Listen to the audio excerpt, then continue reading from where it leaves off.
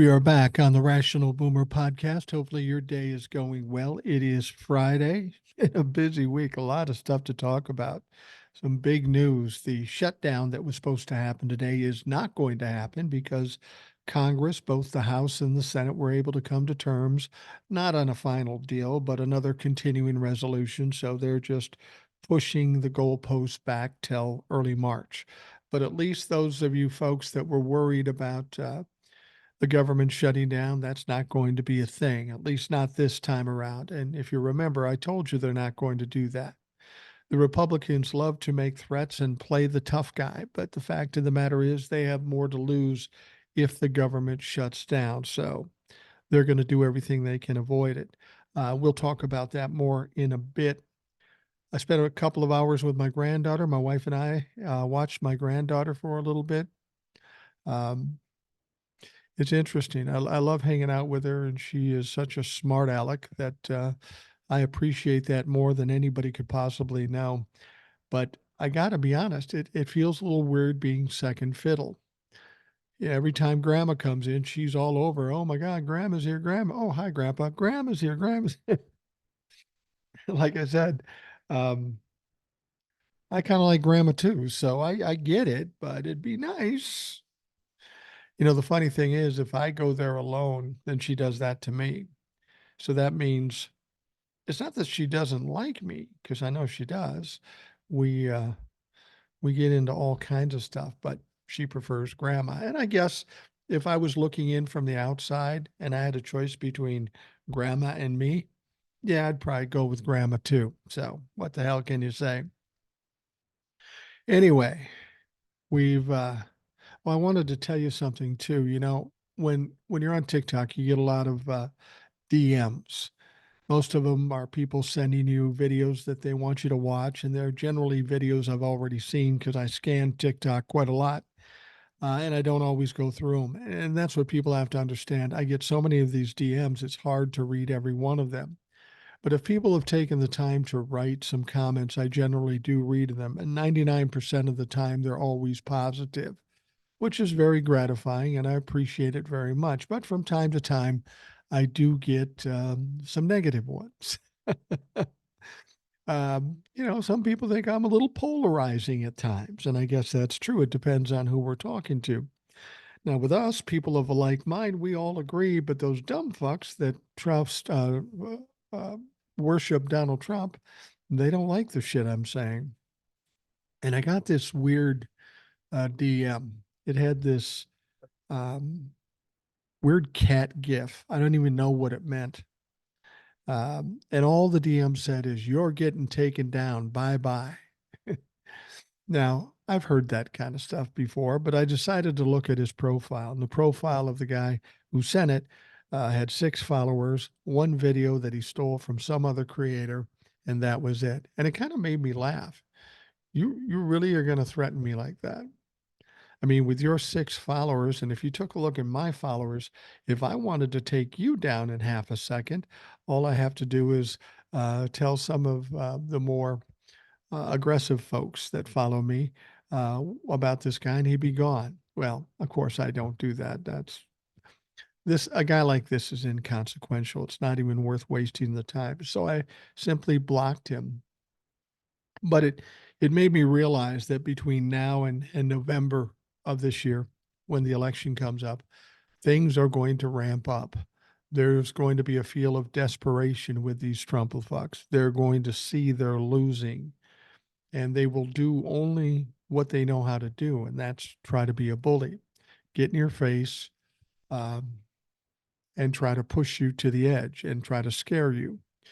And what these folks don't understand is when you have a group of people like we have with the Rational Boomer situation, we're not intimidated anymore. We don't care what you say. We see that you're losing. We see that you're desperate at this point, so we're not afraid. We got to keep pushing through, and we got to run over the top of these motherfuckers so we don't ever have to deal with them again. And the guy who's going to take me down, I will just say that's been about 13 hours ago. I'm still going strong. I've been doing this for over 3 years. Other people have said they wanted to shut it down or stop me. Nobody's been able to do it. Funny thing is as long as I've been on TikTok, there are other big creators that get videos banned frequently or get banned totally, the whole account. Now, I've gotten a few videos taken down here and there, and generally they get put back up when I appeal it. But no one's ever come close to taking me down, and it's largely due to the fact that I block all these fuckers. So if people want to make a threat, that's fine. But what they have to understand is when they come and say something like that, you you bring yourself to light. So now I can block you, and now you become inconsequential again. So keep it coming, motherfuckers. I don't care.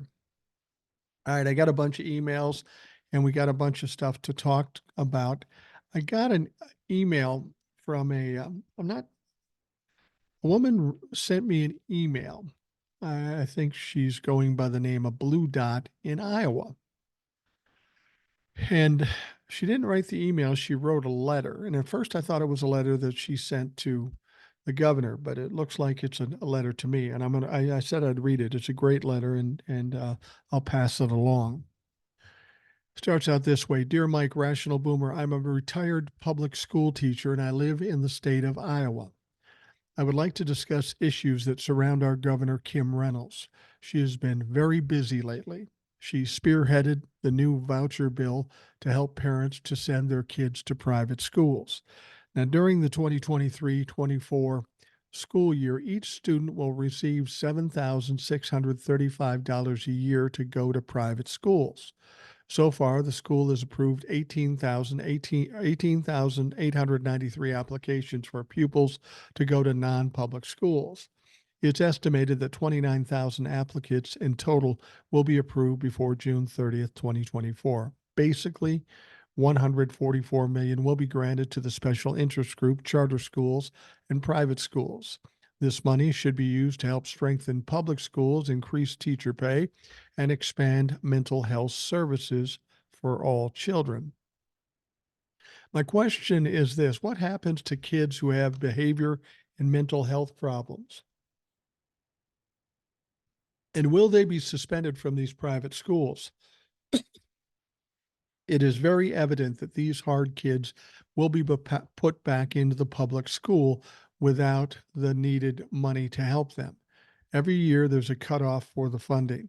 I could easily see the private schools keeping these students until the cutoff date, then sending them back to public schools. Then, where will the voucher money go? I doubt if the money will follow the student. No, you can almost bet that won't be the case. You know, somebody's making money here, and it isn't you, it isn't me, it isn't the kids, and it isn't the public schools. It's the people behind the charter schools. These are people that are doing this to create their own little grift. And now you got a governor in the state of Iowa that's willing to help them with the grift. I think you're right on, spot on with what you're suggesting here. They will go back to the public schools, the hard kids, and the money that was handed out by the government will just go in the pockets of the people who run these private schools or charter schools. Now, she goes on to say, next, I've heard that many of the private schools are just increasing their tuition, so they will still only attract the rich families. Therefore, the families who do not make as much money will not have this school choice that Governor Reynolds promises to them. The bottom line is private schools do not want kids in poverty to come to their schools. Kids living in poverty have all sorts of needs and issues that need to be addressed by professionals who know how to deal with that culture. Recently, Governor Reynolds is proposing the idea of taking the funding away from the AEAs across the state and giving that money to the school districts to spend in other avenues. Area education agencies have been established in Iowa since 1974 to serve children from birth to 21 years of age needing specialized education. The various AEAs have most specialized staff to meet the needs of children and teachers. Where else will you have access to highly trained experts to help with issues of autism, speech, um, mental disabilities, behavior disabilities, vision, hearing, and counseling? These are agencies that have clinical psychologists, social workers, and health professionals who screen and test children with disabilities. Do school districts really need to go out and find their own professionals to help them with children needing assistance in a vast array of issues? Will this money go to the public schools or will it just go to the private sector once again? I believe this is only going to further divide and private schools into a bigger social class. Well, you asked the question, but you know what's afoot here. The welfare and the education of the kids is not important. Putting money in wealthy people's pockets is the goal here. Now, of course, Governor Reynolds has declined to take the federal money to help feed kids. This program gives $40 a month to kids living in poverty. Her exact quote was, "Federal COVID era cash benefit programs are not sustainable and don't provide long term solutions for the issues impacting children and families. An EBT card does nothing to promote nutrition at the time when childhood obesity has become an epidemic. Instead, she wants other agencies and churches to step up and help children in poverty." Reports have said that the Iowa Food Bank is overwhelmed with increasing numbers of families in need of food. There have been contract disputes and lots of red tape from the government, which is impacting the food banks across Iowa. How can this be fixed? Minnesota has just passed a free school meals bill into law for the 23-24 school year. Governor Walz in Minnesota is a Democrat, and that's the difference. And being a citizen of Minnesota, I'm very proud of the governor. He's done a lot of things. The legislature, with just a slim majority, the Democrats have done a lot in Minnesota. She wraps it up by saying, "I'm just a blue dot in a very red state. I'm incredulous and frustrated beyond belief of the current situation in Iowa. I thank you for your podcast, and it keeps me sane and gives me hope for the future. Sincerely, blue dot in Iowa." Well, thank you for that. I appreciate it. We all could use some things that keep us sane in these days that seemingly are a little crazy. There are things happening in this country that we would have never imagined in our lifetime. I born in 1960. Throughout my life, I saw some crazy things in this country and in government. But as Andy Griffith would have said on his show back in the 60s, this beats all. And it kind of does.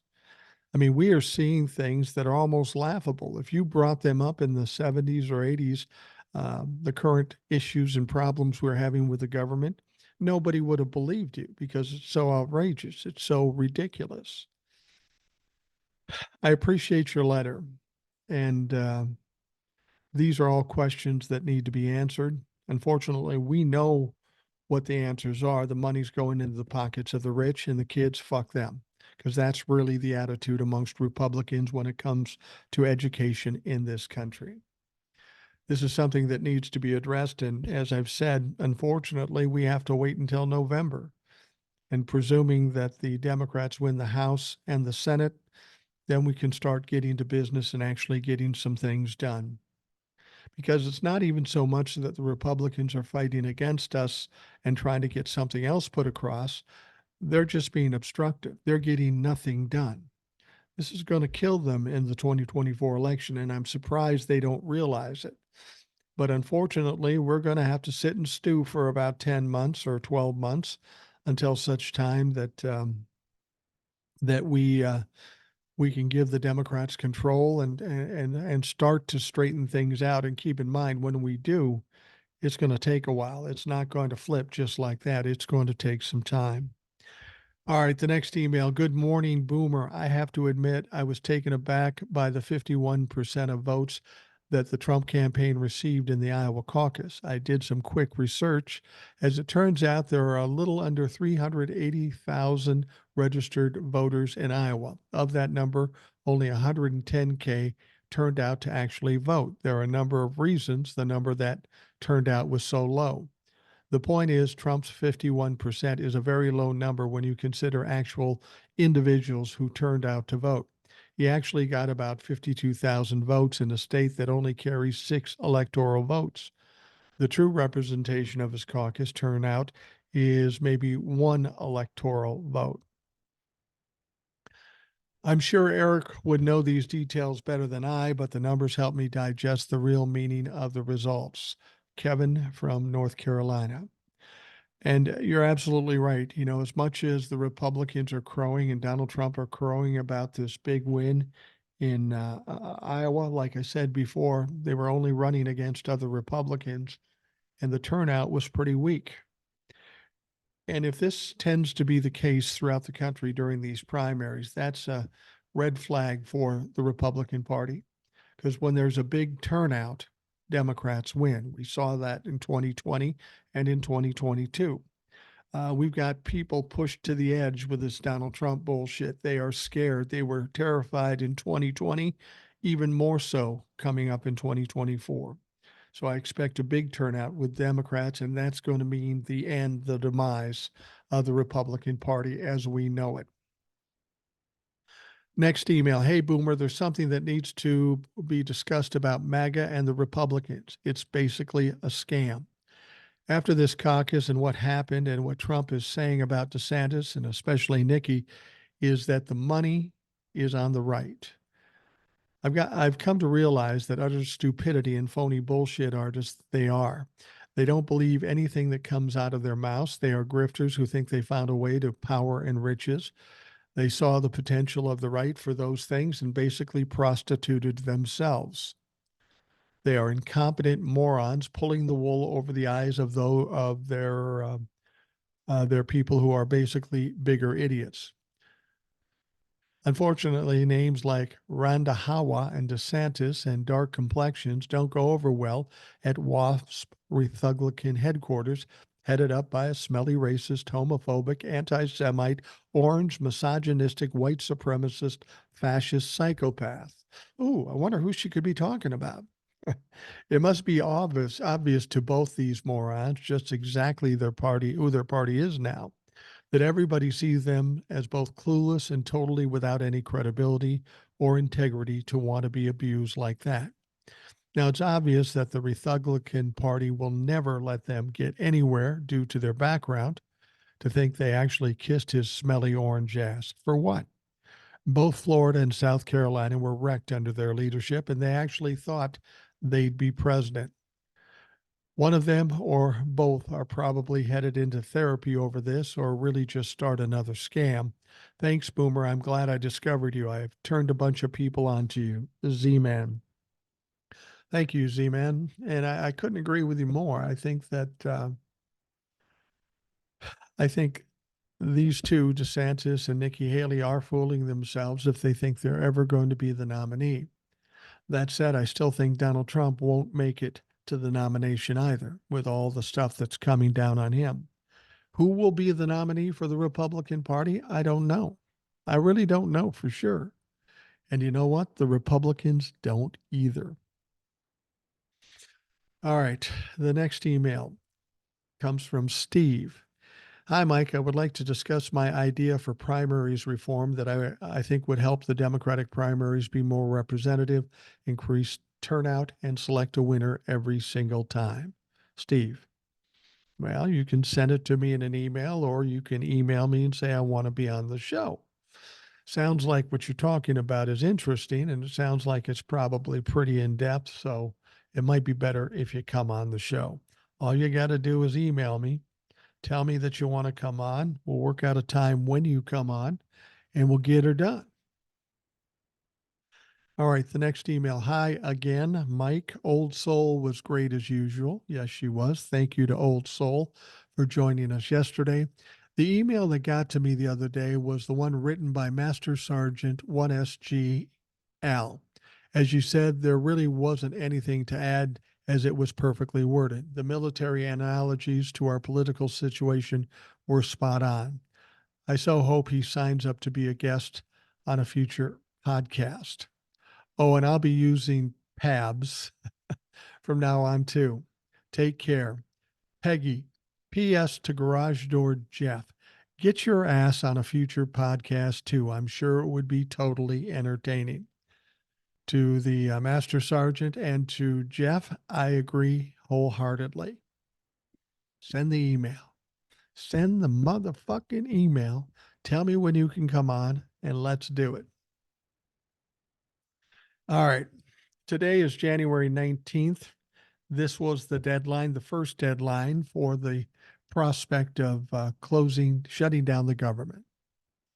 We've been dealing with this a lot lately, and they keep pushing the goalposts back. So, January 19th was the first deadline. If they didn't come up with some kind of deal, any kind of deal in Congress, the government would get shut down. And I know a lot of people were concerned about it and upset about it. There's a lot of folks out there that depend on money from the government in their jobs or what have you, and they were afraid that they would be caught short, which is exactly what the MAGA group wants to do.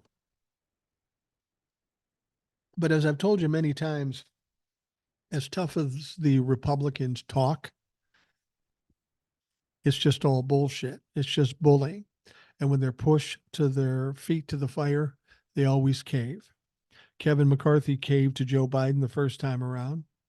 Mike Johnson caved to the Democrats last time around. And once again, Mike Johnson caved to the Democrats again. And I'm glad the Democrats held strong uh, and didn't allow these fucks to get away with their bullshit and be taken in by their veiled threats. So the story is Congress approved a short term government funding bill Thursday as House Speaker Mike Johnson rejected right wing demands for a government shutdown. Bipartisan majorities of the House and Senate passed a so called continuing resolution, a CR, that will keep the federal government functioning, but only until early March. Far right House Freedom Caucus had pushed Johnson to insist on changes to immigration law as part of the government funding plan, but he defied the group despite threats to throw him out of the Speaker's office. Now, that's the question. Are they going to do that? They threatened Kevin McCarthy and they followed through and they kicked his ass out. To be perfectly honest with you, to get Mike Johnson kicked out would probably be easier because when they brought him in, they only elected him because he was kind of unknown and they knew he could get elected. But now that he's in there, they realize they got a pig in a poke, and a lot of the Republicans aren't probably too happy with him. The only problem is who's going to replace him? They barely got him in. The other people that they wanted to put in, Jim Jordan, Tom Emmer, and those fucks, they couldn't get enough votes. So if they kick him out, they may have a hard time getting him replaced. And chances are, uh, Mike Johnson's worse than Kevin McCarthy. Chances are you'll end up with somebody worse than Mike Johnson, and that is hard to imagine. All right, he goes on to say Americans did not give Republicans a majority in the House to continue former Democratic Speaker Nancy Pelosi's inflationary spending and Joe Biden's failed policies. What policies have failed? And inflation is coming down. See, that's the thing. They just say shit. It doesn't have to be true. There doesn't have to be any basis in fact. Freedom Caucus said in a statement before the vote, urging all Republicans to vote no. Well, you know what? They all know you're crazy fuckers. Now, Representative Keith Self of Texas said, shut down the border or shut down the government.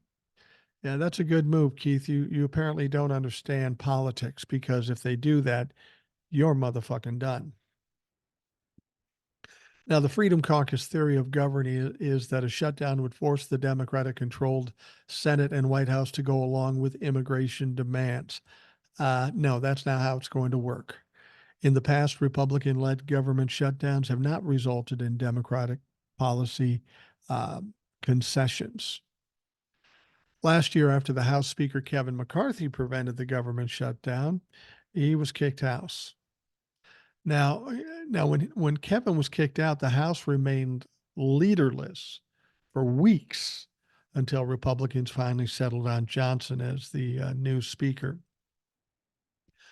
Representative Eli Crane, a Republican from Arizona, told Huffington Post on Thursday that he was losing patience with Johnson, calling the funding bill a complete disaster. Now, what the Republicans are doing and what MAGA is doing is a complete disaster. Take a look at this Congress. What have you accomplished in the 3 years or 2 years that you've been in? Zero, nothing. Even your own members are suggesting that. So, fucking A. Now, there was a lot of negative responses from outside of Congress as well about what Mike Johnson did here.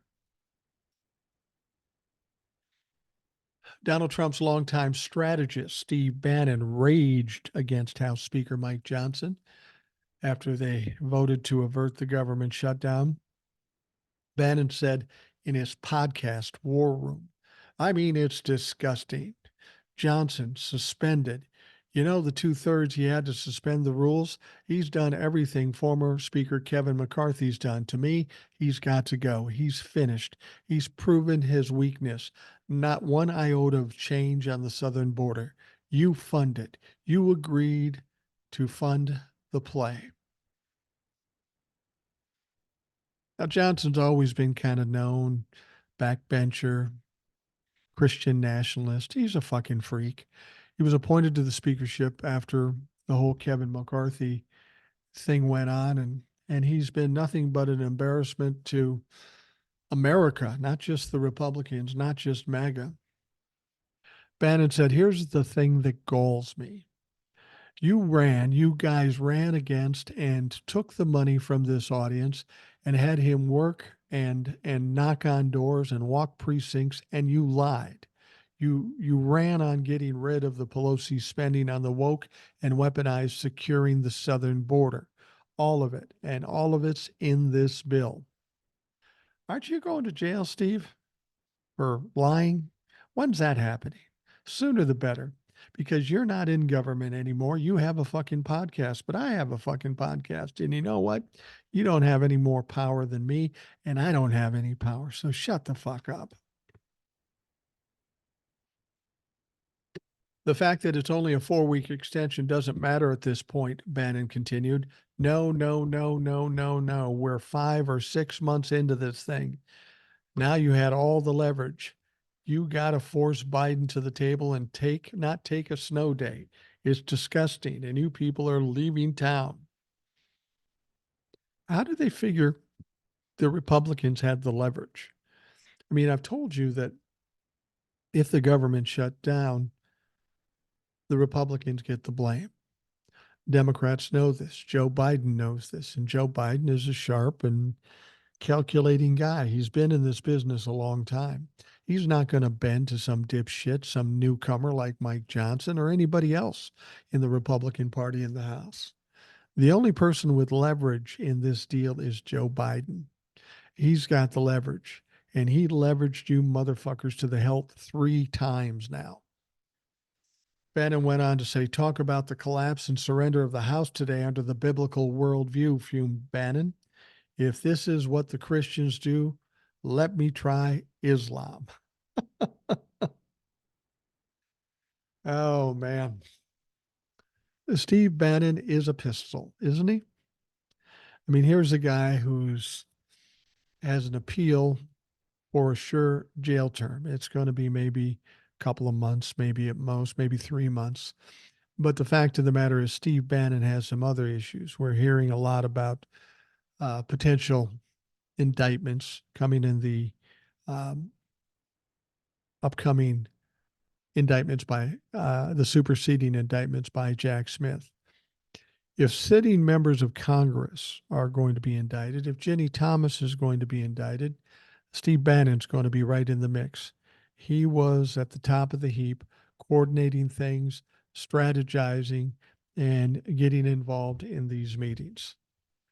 This little 3-month term that he's going to have to do for contempt of Congress ain't nothing compared to what's coming for Steve Bannon.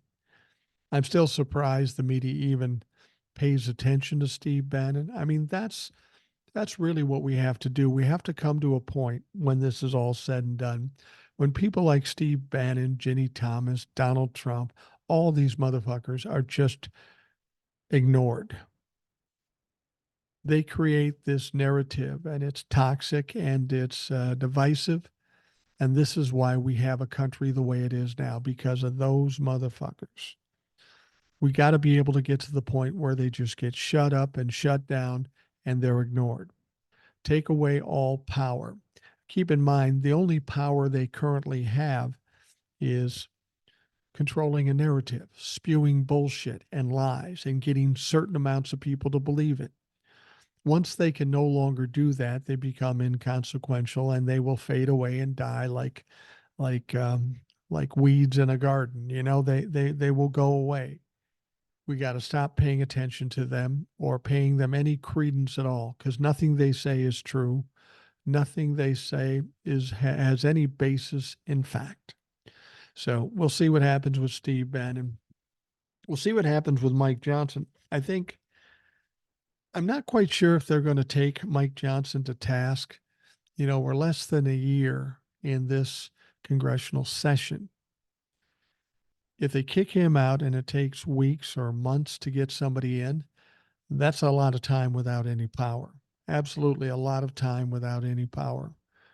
And I don't think they want to do that. You know, Mike Johnson, because he's young in terms of being in Congress, I think they still believe he's somewhat, they're able to manipulate him. Clearly, in this situation, MAGA didn't have much luck.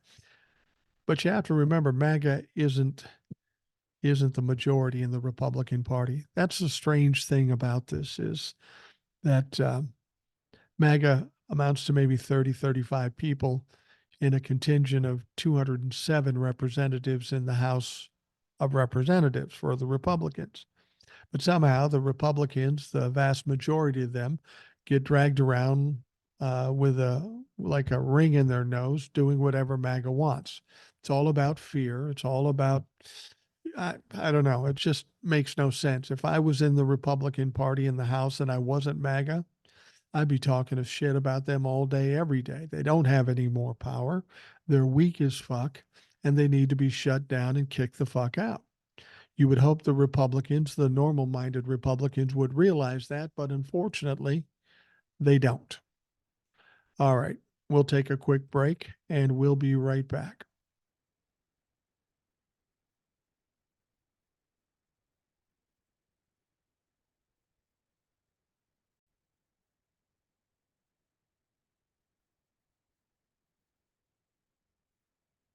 All right, we have this scandal down in Georgia that got everybody all worked up. Of course, the Republicans are freaking out about it, and Democrats are scared about it. And of course, I'm talking about Fani Willis and this claim that she had some illicit relationship with a special counsel that she hired.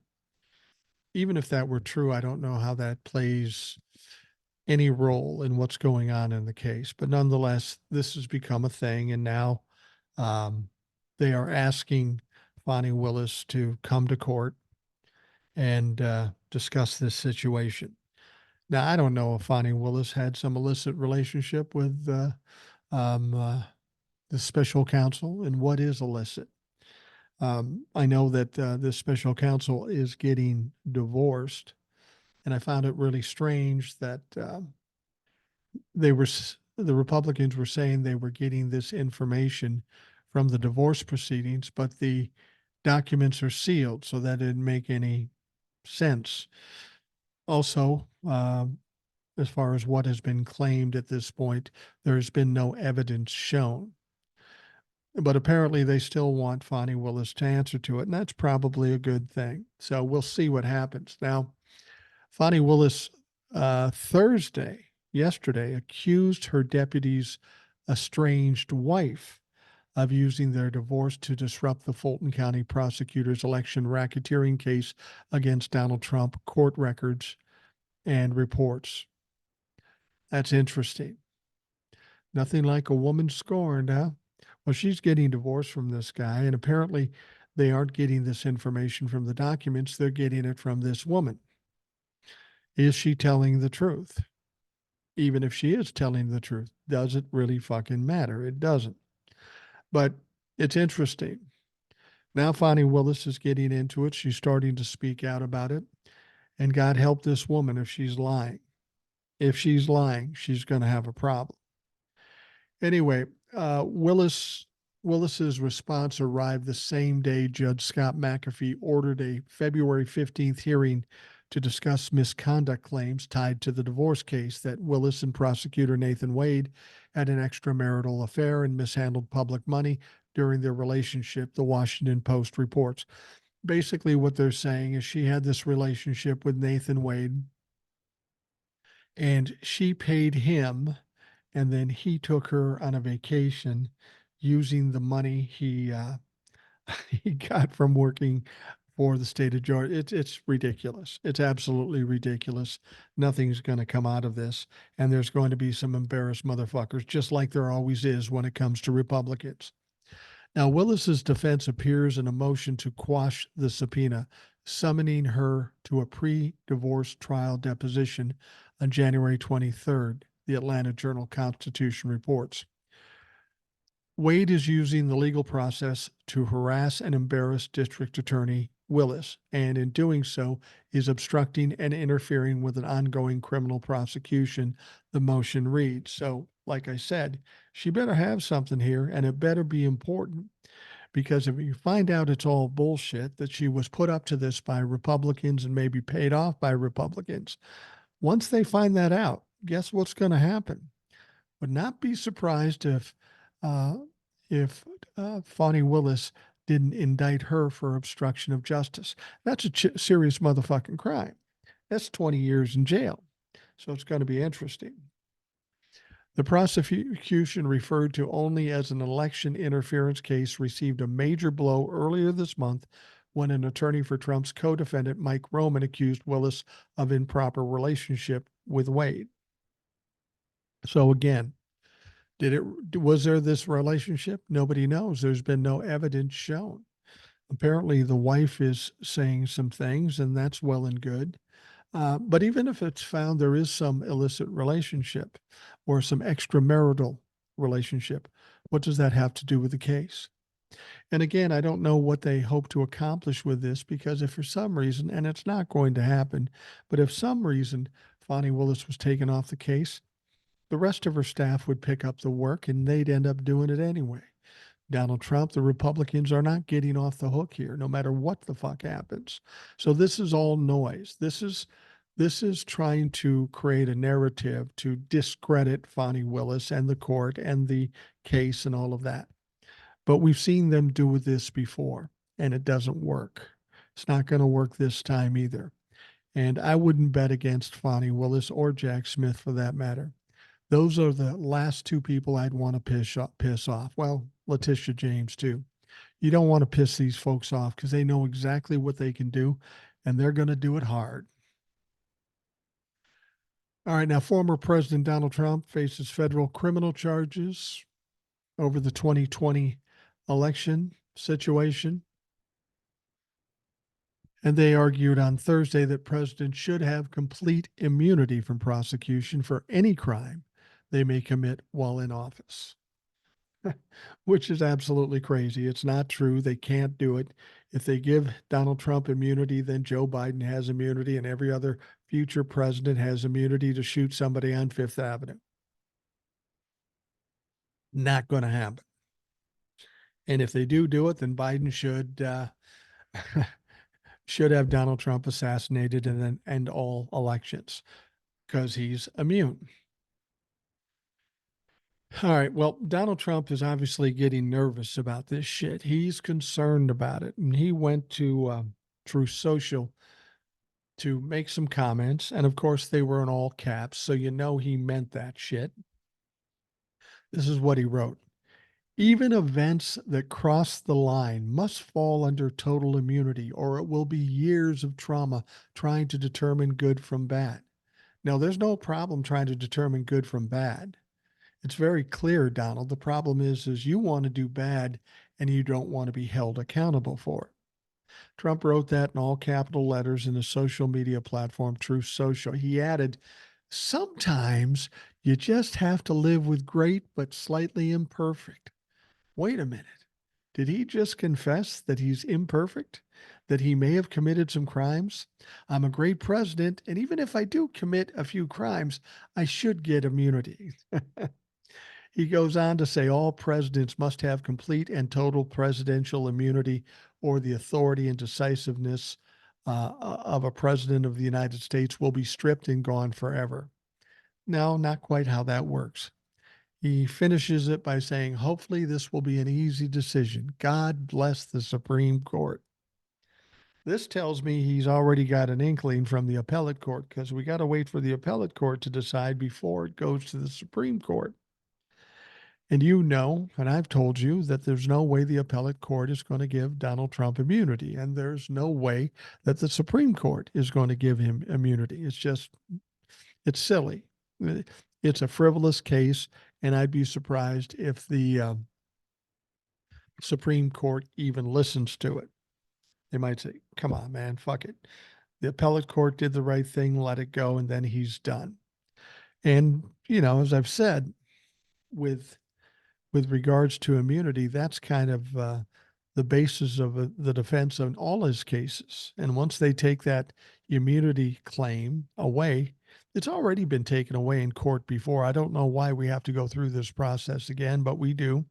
But once it's taken away and the Supreme Court has either decided or refused to deal with it and let the appellate court stand, then it's all over. Donald Trump has no place else to go. He can say he's immune, but the court system says he's not. So he's not. Now, Trump's lawyers argued in federal court earlier this month that his actions seeking to overturn the 2020 election leading up to January 6 were official acts, and that he is therefore immune from prosecution by the Justice Department, which has charged him with 3 counts of conspiracy and 1 count of obstructing an official proceeding. Well, it's not a part of your regular duties. There's the sticking point. You say these are your regular duties. Show us where that says that. Explain to us how that is the case, that overthrowing your very own country is part of the job of being a president.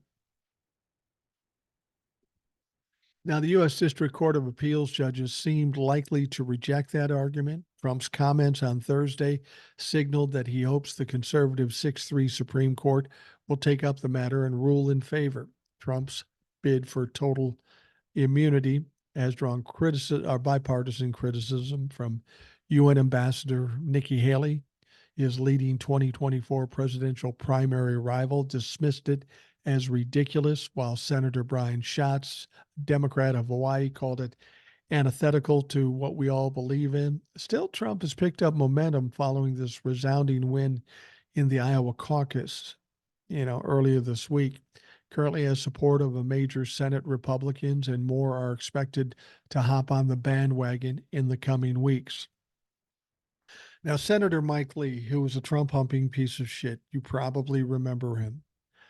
He endorsed Trump last week, said that Trump would almost certainly be the GOP nominee, that the Republicans needed to get behind him to oust Democrat Joe Biden from the White House. Well, that is an impossibility. Donald Trump doesn't have what it takes to oust Joe Biden or any other fucking Democrat. Lee added, I'll take the mean tweets referring to Trump's rants online. I choose Trump, and you are a dumb fuck because you are sinking your entire career. But go ahead, do your thing. Now, Attorney General Merrick Garland was on TV yesterday.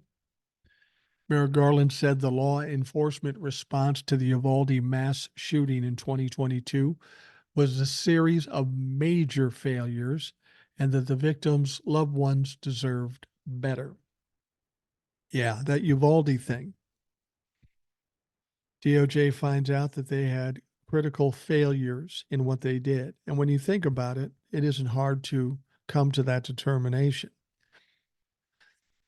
I mean, when the mass shooting started and kids started to die, it still took 77 minutes for the cops to really do anything about it. 77 minutes. Motherfucker.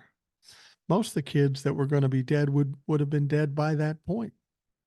Secondly, there's some video of some police officers going down a hallway.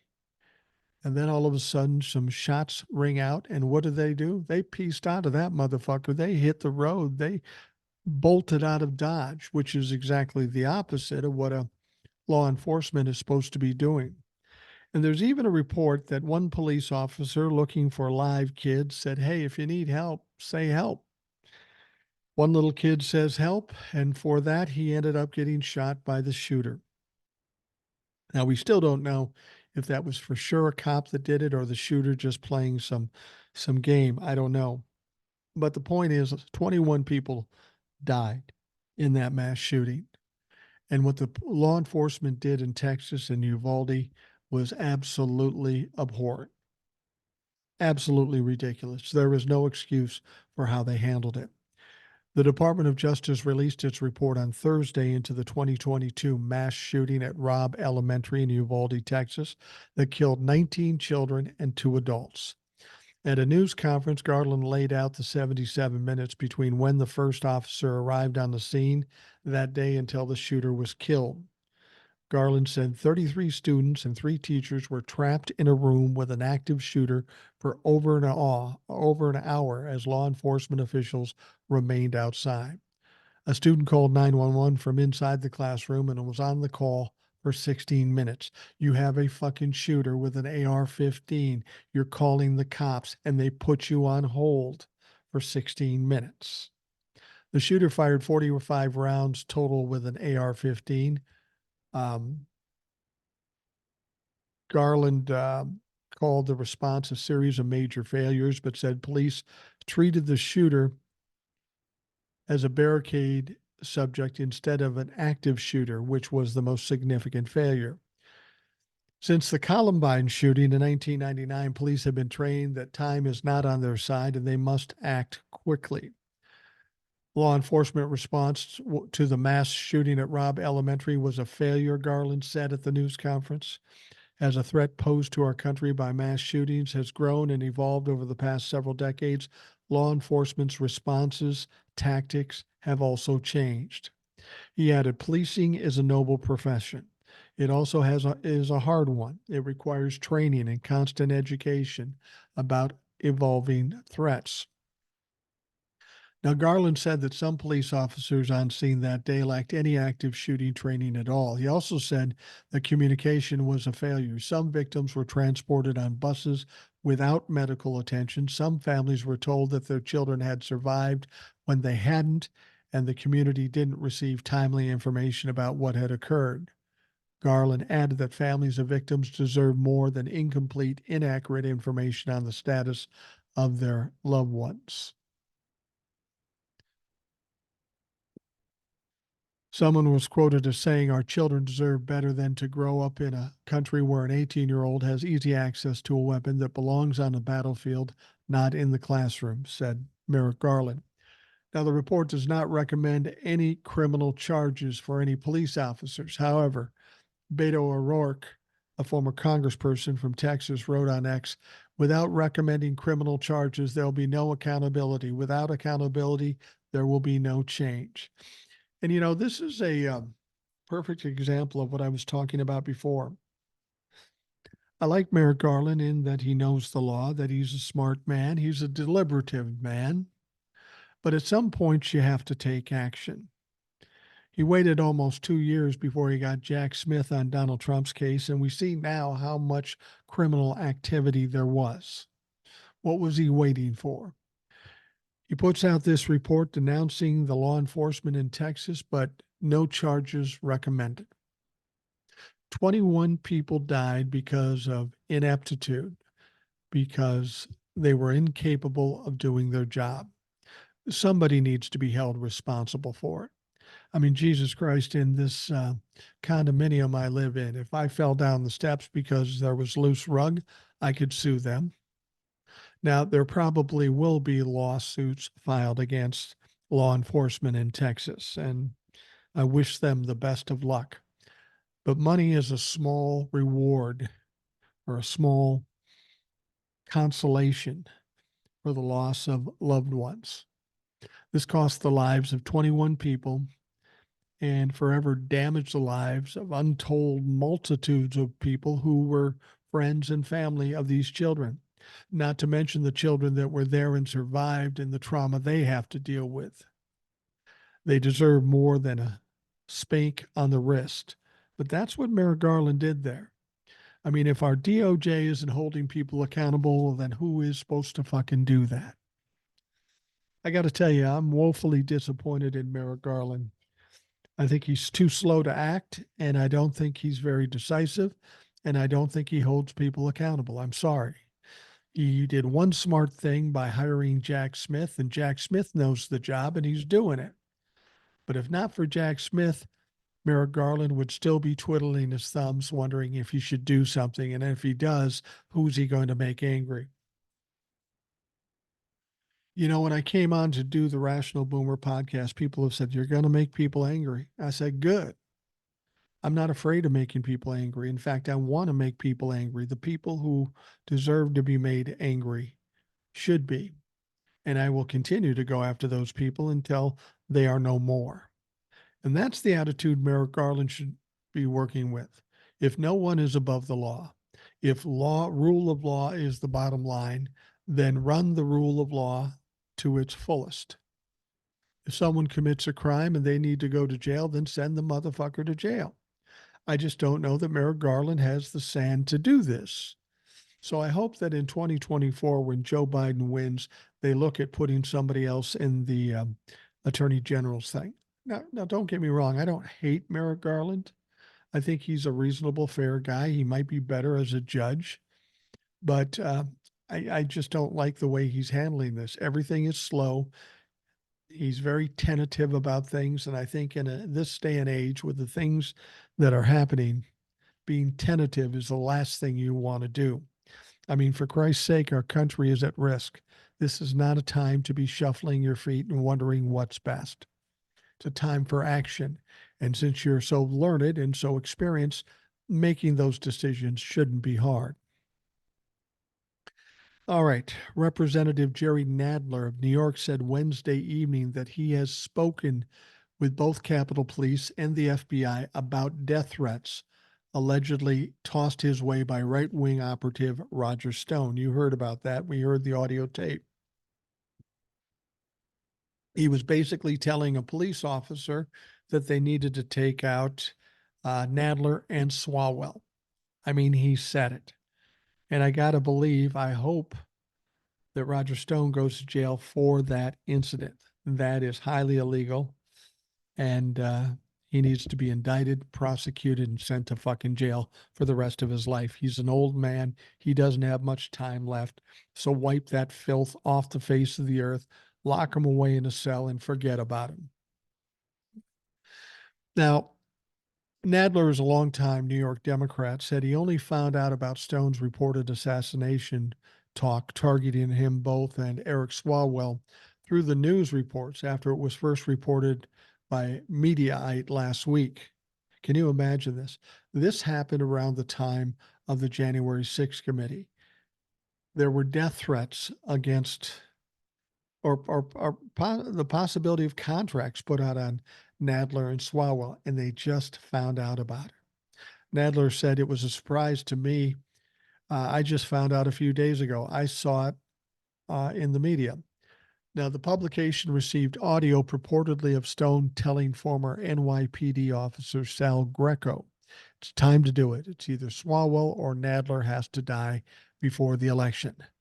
Pretty cut and dry. Pretty cut and fucking dry.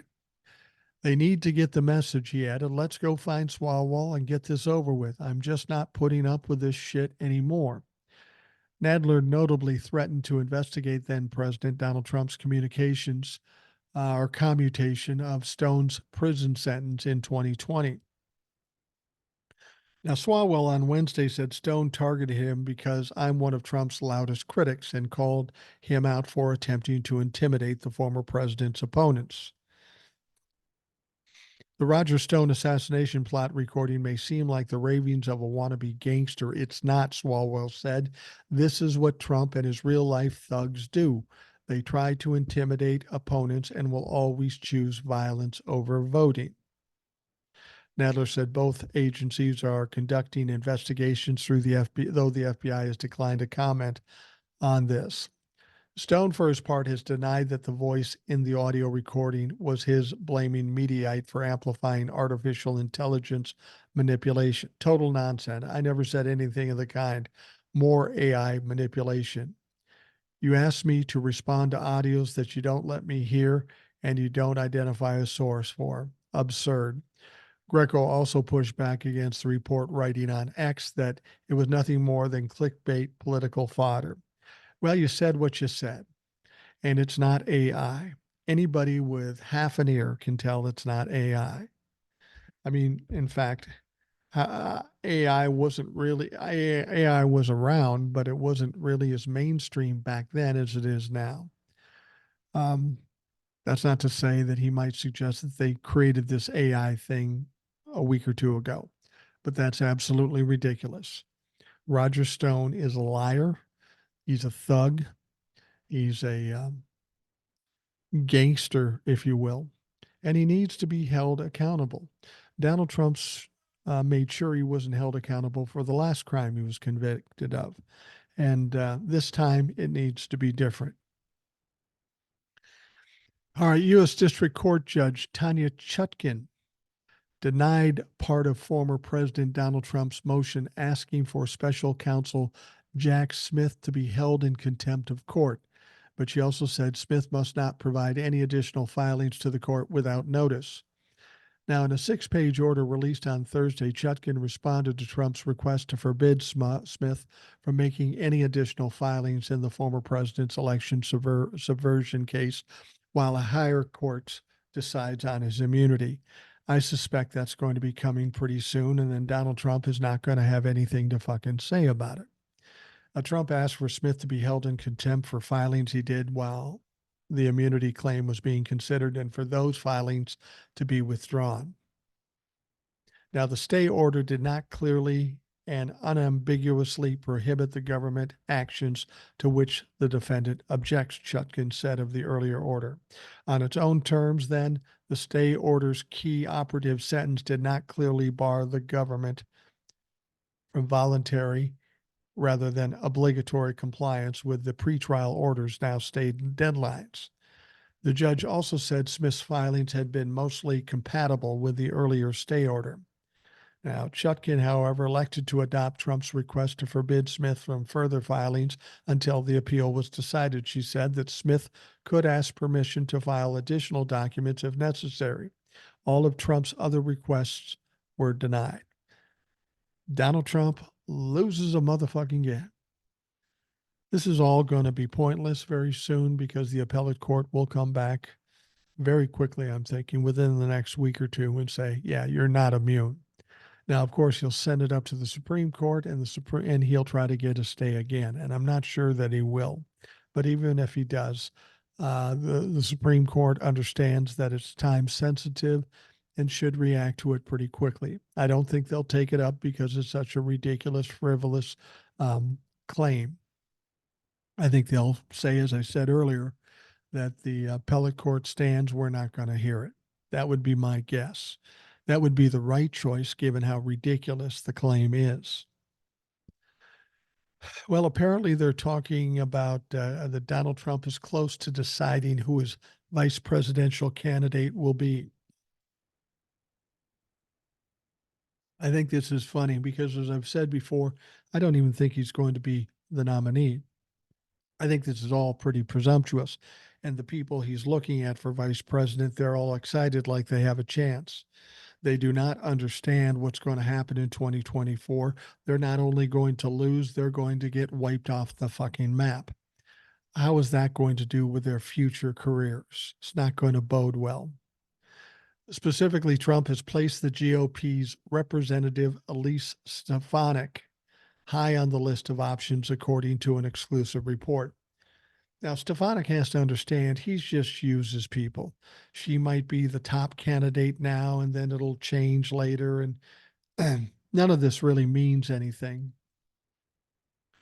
Now, during a candlelit dinner with Mar-a-Lago members in late December, former President Donald Trump walked around the table as the conversation turned to one of the biggest decisions he'd have to make should he become the Republican nominee. Who should he pick to be his running mate? Now, the outlet reported Wednesday that's when Representative Elise Stefanik, the hard charging upstate New York Republican, came up, according to a person at the table. Attendees around Trump raved about her viral moments just weeks before when she grilled three university presidents at the congressional hearing about anti Semitism on campus. Trump reportedly agreed, even saying, "She's a killer." Let's hope that's not literal. At the thought of Stefanik as a possible choice for vice president, Trump nodded approvingly. "She's a killer," Trump said, according to the person at the event. Now, the report continues. Ever since then, Trump and a growing group of allies have started to look more closely at Stefanik as a running mate, according to people familiar with the matter, including people in Trump's orbit, Stefanik fundraising bundlers, and former Trump administration officials. The report suggests she has been on Trump's mind for a while. And from what I understand, she's going to be out in New Hampshire with Trump for a bit. Trump may need all the help he can get because Nikki Haley's nipping at his heels in New Hampshire. And since we're talking about Nikki Haley, we're going to wind things down with this story. Nikki Haley wooed voters in New Hampshire Wednesday as the Republican presidential nomination contest moves out east. Once considered an outside bet, the former UN ambassador, the only woman in the race, has emerged as the main threat to Trump's dreams of his White House return. Her polling numbers, donations, and endorsements have surged in recent weeks, but her long nurtured hope of a one-on-one battle with the ex-president was dealt a blow, of course, when Florida Governor Ron DeSantis beat her to the runner-up spot in Iowa's opening nominating contest on Monday. Now, Nikki is very cocky for a gal who came in third place, a distant third place. Donald Trump won by some 30 points, and more than 30 points when it comes to Nikki Haley. I don't see Nikki Haley becoming the nominee, as we talked about with Old Soul. She's the wrong ethnic background, and she's the wrong gender for Republicans to get behind her. Sorry to say that. I don't agree with that attitude, but we know the Republicans are misogynistic, anti Semitic, and racist. That's clear. Now, the disappointment ratcheted up the pressure on Haley to put DeSantis in the rearview mirror in New Hampshire on Tuesday while keeping alive her challenge to Trump as the race moves to her home state of South Carolina. It's going to be interesting. If she loses to Trump in her home state, and she almost certainly will, that's going to give her a problem. Now, if Haley has a good showing in New Hampshire, it's going to shift the momentum, energy, and excitement behind her campaign going into South Carolina, said Haley backer and former Maryland Governor Larry Hogan. No candidate has ever lost the race after claiming the first two states, and Trump, who crushed DeSantis and Haley in Iowa, would almost certainly declare the Republican nomination with a win in New Hampshire. Okay. So no other candidate who won the first two primaries or caucus and a primary or caucuses has ever lost the presidential race. Yeah, but no other presidential candidate had 91 felony charges against him, a lawsuit taking all his money, and evidence coming from everywhere that he's an insurrectionist, a traitor, and a piece of shit. So that whole statistic is beside the point. Now, that has made New Hampshire the whole ball game for Haley, with fundraisers reportedly threatening to jump ship if she falls short of a win or a very close second to Trump. Ron DeSantis in the polling in New Hampshire, because he's done nothing up there, is running at about 8%. He most certainly will lose. He'll probably lose to Nikki Haley, who's about 11 points behind Donald Trump. Nikki Haley will probably lose. Eventually, they'll go to South Carolina. If she loses there, then she'll probably drop out. And then Donald Trump will be the only candidate left in the primary, and he'll be the default nominee. That is, of course, if he can hold on, if he can survive all that he's headed into over the next 10 months. And I'm not convinced that he can. Now, speaking Wednesday in a small city of Rochester, Haley told supporters that she voted for Trump twice herself, but that we can't have a country in disarray, a world on fire, and go 4 more years of chaos. We won't survive it. You don't defeat the Democratic chaos with a Republican chaos, she said, hitting out at both Trump and President Biden in one fell swoop. Well, there's something else that Nikki Haley said the other day that makes it clear where her head's at. She said that this country is not now or ever been a racist country. And that's just fucking laughable. Of course it is. Racism has been at the core of this country since the beginning. This country was built on the back of racism through slavery. And there are periods of time where people thought it got better, but it just got hidden under the rocks. Donald Trump comes back around and they feel free to come out from under the rocks and spew their sewage. This country is a very racist country.